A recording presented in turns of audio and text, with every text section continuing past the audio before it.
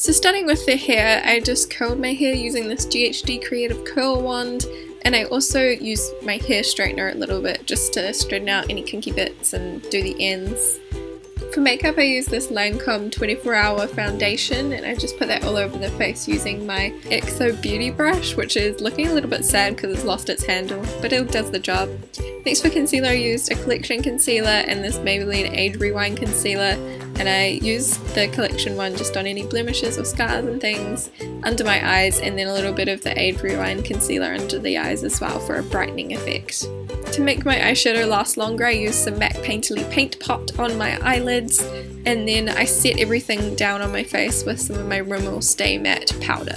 For eyeshadow I used this NARS duo in the colours Kalahari, and I just used the lighter shade all over the lid and the darker shade to put some definition into the crease. For eyeliner I used this liquid liner by Starry, which is in a waterproof formula, and it's really nice and black, which is really awesome considering it was only $1, so you can watch our dollar haul video if you're interested in seeing that.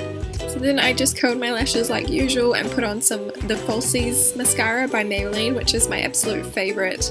It just works so well. I've gone back to it after trying a couple of other mascaras because I missed it. For brows I used the Anastasia Dip Brow Pomade to define them, and then I used some of the Maybelline Brow Drama just to set the hairs into place and make sure they didn't droop down or anything. For contouring I used the bronzing powder out of this e.l.f. duo and just applied it to where my cheekbones would be and my temples and a little bit under my chin as well. Then I went in with this Milani blush in the colour Luminous, which is so pretty. For highlighter I used the Mary Luminizer, which is like my favourite highlighter. And for lipstick I'm using this Jordana matte lipstick in the colour Nude, which is one of my favourites.